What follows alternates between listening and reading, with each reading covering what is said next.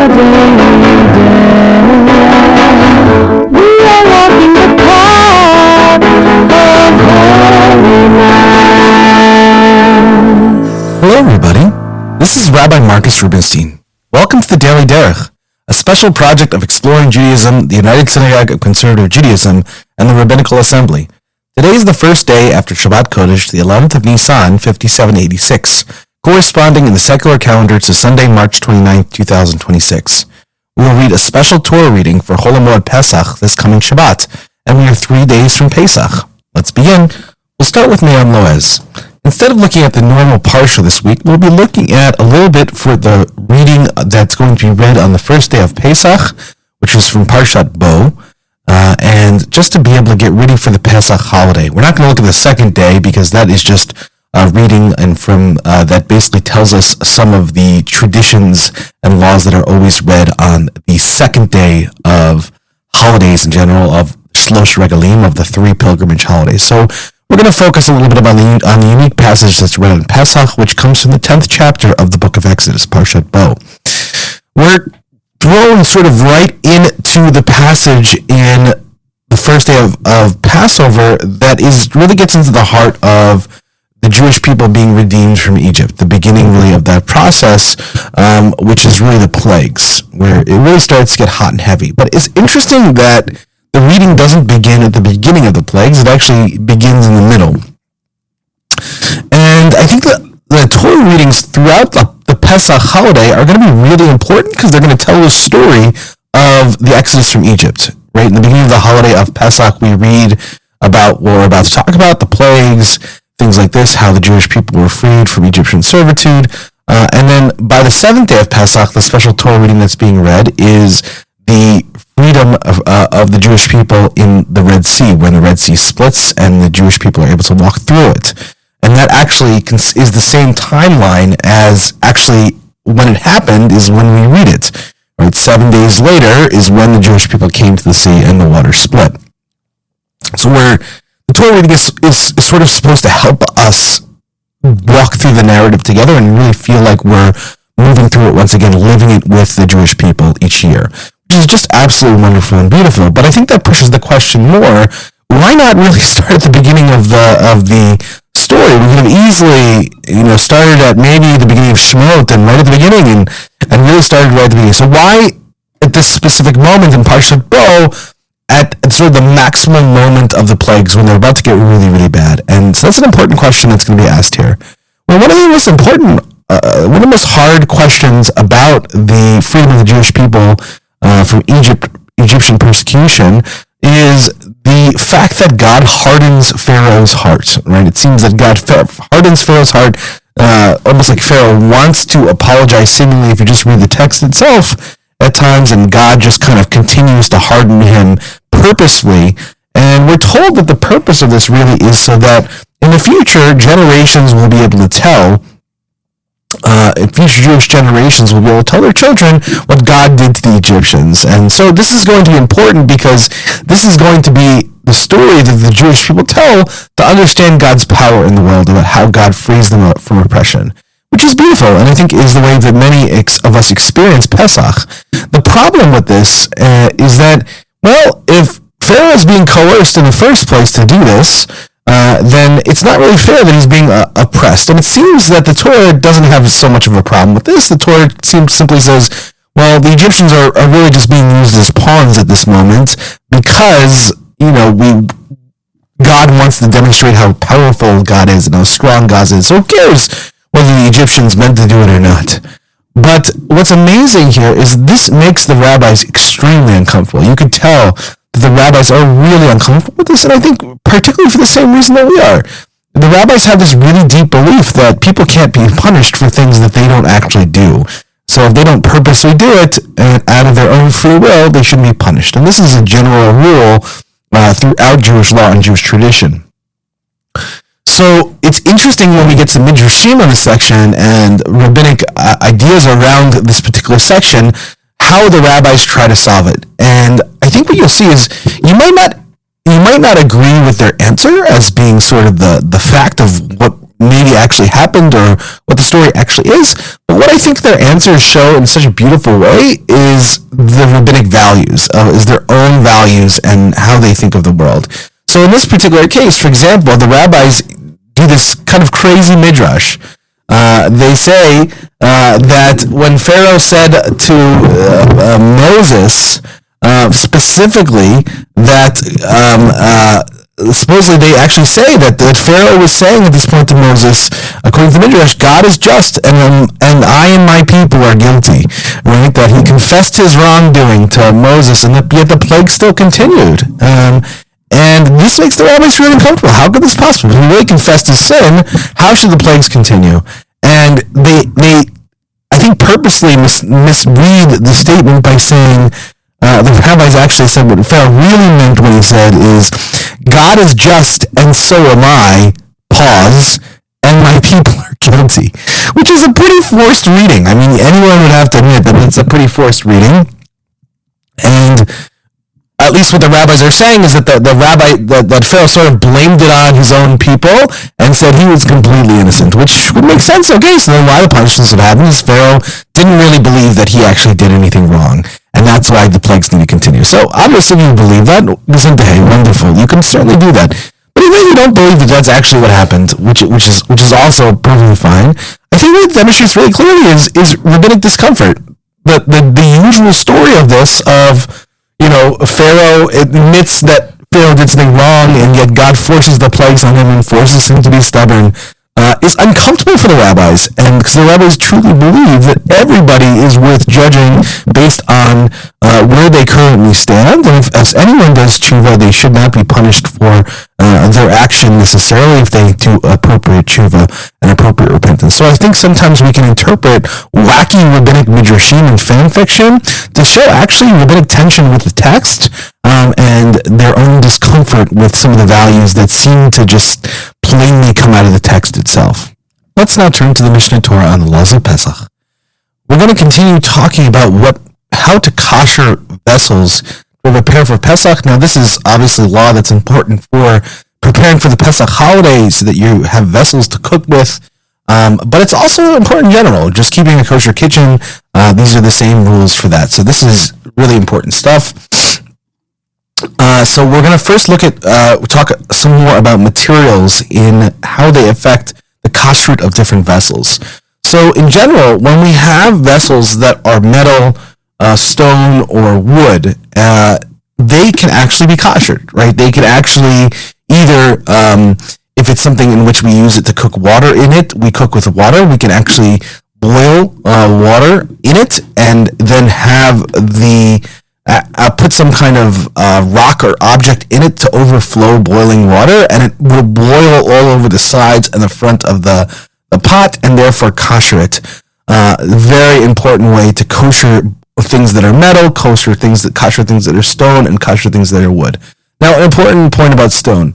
We don't really have many stone vessels anymore. This was something that was very common, 2,000 years ago or in the past, to have real stone vessels. We don't really have that anymore. Most of the stone things that we would consider earthenware, and we might think are stone, are really earthenware. They're a mixture of different things. They're not pure stone. But if something is pure stone, it can actually be koshered, just like metal, and so too wood. Now, this is also important too, because our countertops, many of them are made out of wood, metal, stone, or wood. So very important to know that you can actually kosher these things for Passover by pouring boiling water over it. Now, a lot of things can't be immersed all at one time. We can't just put an entire object in a pot, or maybe we don't have a big enough pot, or what have you. So one way to do this is actually to put the utensil in piece by piece into the boiling hot water. You can actually do this I do this often with spatulas, where I'll start with one side of the spatula, and then I'll turn it around with a glove, because then that side gets very hot when it's put in the hot water, obviously, and then put in the other side. So you can do it piece by piece. This is perfectly acceptable and a good way to kosher utensil. But of course, very importantly and very famously, earthenware cannot be koshered. Right? Technically, the only way earthenware can be koshered is for it to be shattered and broken. And that's because the rabbis felt that the taste gets very, very deep inside of earthenware, and we spoke about this in previous. Now, there was a question that came up in one of my Foundations of Judaism classes, one of my classes that many conversion students take, but just people who are learning the basics of Judaism about, well, what about glazed earthenware, right? So most earthenware isn't just plain earthenware, it has a glaze on top of it, and you really can't eat or use, I was told this by people who make, I don't do a lot of pottery, but I was told this by people who make pottery, that you really can't use an earthenware vessel without glaze on it. It would be considered poisonous or dangerous for your health. And so this like glass glaze is put over the sides, and they said, well, is that considered glass? Because they heard from previous classes that, at least according to some authorities, glass can be considered like metal, or can be, or at least can be koshered, if not even more than that. And I said, unfortunately, not. Just because you have glaze over it that might feel or look like glass doesn't mean that it still now can be koshered like glass, but rather it's still like earthenware, and we still can't kosher it. So again, those earthenware dishes, or those nice earthenware dishes you have, doesn't mean you can't ever use them. Just put them aside for Pesach. Very, very important. And that's why we need to be very careful, actually, with earthenware things in general. Let's now turn to Menorat HaMaor. We're going to continue learning Menorat HaMaor on the Midrashim and the rabbinic stories around Pesach, around the freedom of the Jewish people from Egypt and how they were freed, particularly from Egypt. These are important stories and agadot to know, especially for the Pesach Seder, and to realize how we were redeemed from Egypt. This Agadata we're going to talk about, actually we're going to do it over 2 sessions. We're going to talk about it and start it today, and also tomorrow we're going to continue talking about the same Agadata. This Agadata is another Agadata a story in the Talmud that I read, and tears immediately began to fall from my face. It is such a powerful and deep Agadata. This is one of those Agadatas that can be turned over and over and over and over again, and where new meaning can be found in each reading. And is one of the more, for me at least, is experienced as one of the more deeper texts within the rabbinic tradition. So with that being said, I hope you enjoy the story. I hope you enjoy the teaching. I hope you enjoy how we interpret it today and tomorrow. That being said, there's so much more to this text, of course, and honestly, there's more to all the texts we do, but particularly this one. So I invite you to dive more into it. It comes from actually Sota, tractate Sota, and it's about the Nashim Sidkaniot. And supposedly that there were these wonderful women in Egypt, wonderful wives in Egypt, Nashim Sidkaniot, right, that were very righteous, and they actually got a reward at some point, and the reward for their actions during the Jewish persecution in Egypt is that the whole entire generation was redeemed. And so that's a pretty radical concept. Because of the righteousness of these righteous women, of what they did, we don't know yet what they did, that the whole entire generation was redeemed from Egypt. So obviously this is something very important to Hashem, and it's nice because it seems to be a story lifting up women, which doesn't happen all the time, and obviously is something very important to us. So this comes from a teaching in the Talmud, as I said, in Sota 11b, a tractate in the Talmud, Kedagarsin and Hatam is taught there, that Rabbi Akiva, explicant, this is a teaching from Rabbi Akiva, said, that they were, as I said, that because of the reward of these righteous women, they were redeemed from Egypt. Our ancestors were redeemed from Egypt. And so what did they do? Supposedly, according to the story, that the moment that they would go and draw water for their families, and they would, of course, go to a well or something like that, that God would do sort of a miracle for them and would have it so that in the vessels that they would try to draw water from, it would be half full of fish. Okay, which sounds kind of gross, actually. Who wants fish in their drinking water or any of their water? But I guess if you're really hungry, that's really important, right? So it would be half filled with water, half filled with fish, and so what would they do with the fish and the water? They would come to their partners, their men or their married partners who were working in the field, and they would bring 2 vessels, one of water and one of fish. And they would heat this water up, they would make it nice and hot, and they would bring them to their husbands in the field, and with this water, their husbands would wash themselves with the water and anoint themselves so that they smell better, to clean themselves off, and they would feed them. the fish and give them drink, and then finally, after they gave them their basic needs to clean, to eat, to drink, and everything like this, they would actually they would come together sexually as well. They would have sex and be together as a couple. And there's something that's so beautiful about this, because the women are sort of meeting them in their field. This is not dignified.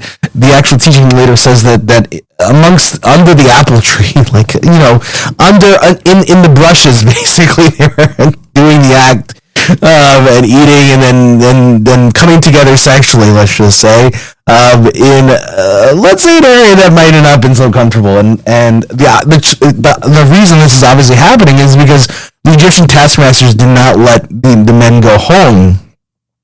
And I think what this shows is how God really helped the women take care of their husbands and take care of the Jewish people in general, but also how important sometimes it is that Jewish people sometimes have to go about doing something that's not dignifying, that doesn't feel right, that's not according to our values. To have sexual relations out in the middle of a field does not feel very godly and very holy. But it's because they did this, chutzpahdik act of being and continuing that holy relationship with their partners, and as we'll see in a second, also continuing the Jewish people and fulfilling the mitzvah of purified, of reproduction, because they're going to end up getting pregnant from the sexual act. They said that even though Pharaoh is working so hard, even though we're getting oppressed in Egypt, does not mean that the Jewish people will stop, but we are willing to embarrass ourselves. We're willing to put ourselves in places that are not dignifying in order to continue the Jewish people, which is so important. And we'll continue to hear about the story and can finish it tomorrow. Well, that's it for today, everybody. Thank you so much for listening to the Daily Derech. If you have any questions, comments, or concerns, please feel free to email me anytime at rmr@templeofaaron.org. Thank you so much for listening. There are so many people to thank, and you can look in the show notes for that. And also, if you want to know and see any of these texts in the original, we actually have that too. You can actually find that in our episode description. So look in each of the episode descriptions, and you'll find that information right there. Thank you very much. Have a great day, everybody. The Daily Derech.